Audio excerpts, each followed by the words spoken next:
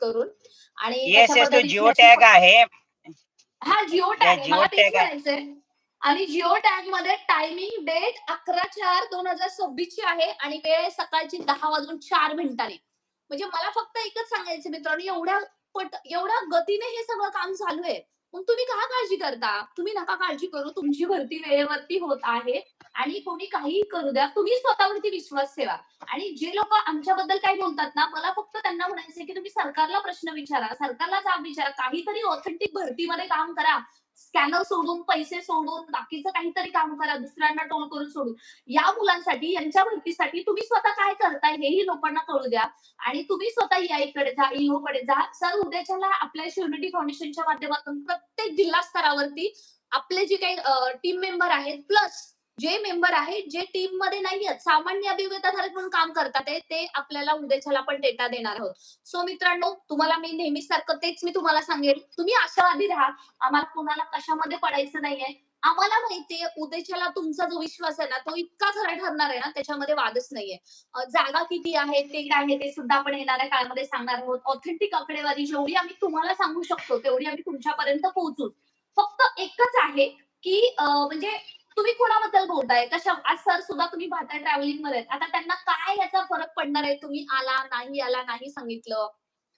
Sir मी तुम्हाला एक सांगते, की जे सध्या 11, 15 आणि 22 इथपर्यंत जे काही पटपळतानी सुरू झालेले आहे, परंतु बऱ्यापैकी आत्ताच मला मेसेज आलेला आहे. त्याच्यानुसार 17लाच पूर्ण करायला सांगितलेले आहे. तुमच्याकडे काही माहिती आहे का? कारण तुम्ही स्वतः याच्यावरती काम करताय. Yes sir. हा हो मॅडम, 17 पर्यंत पूर्ण करण्याचे तशा पद्धतीचे निर्देश आहेत. आणि काही काही स्कूलमध्ये त्याचा डिले होत असेल तर आता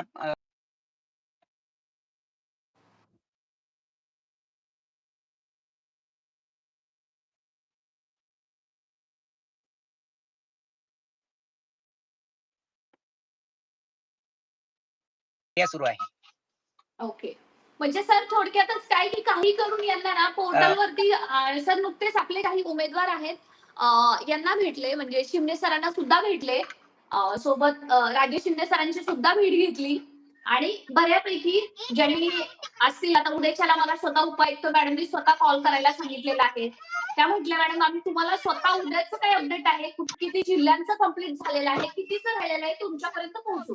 त्यामुळे मित्रांनो तुम्ही काळजी करू नका. आता पोर्टल भरतीला वेग आलेला आहे आणि वेग नाही आला ना तर आपण प्रयत्न करू त्याला वेग येण्यासाठी.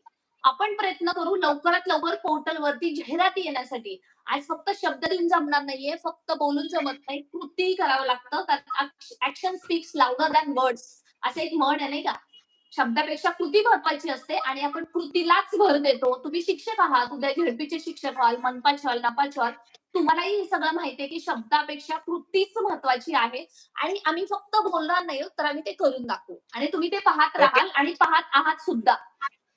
ओके मॅडम, मी एक 2-3 प्रश्न आलेत, एकमेकाशी संलग्नती देतो आणि तुम्ही कंटिन्यू करा.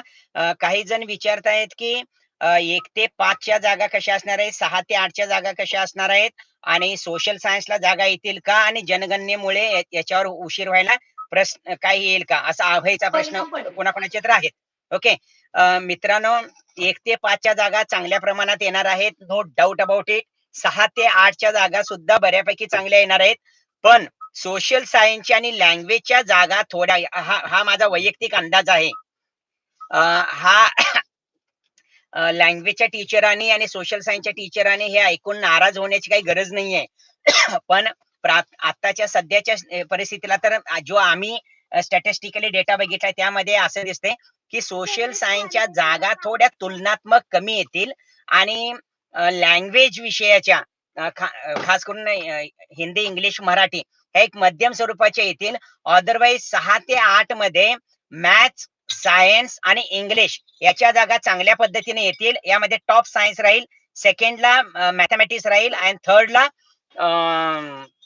आपलं इंग्लिश राहील. आणि 1 त्या 5 च्या जागा तर कदाचित या भरतीमध्ये असा प्रकार होईल की अभियोग्यताधारक कमी आणि शिक्षक मी सगळं बोलतोय हा, फक्त झडपीचं नाही सांगत.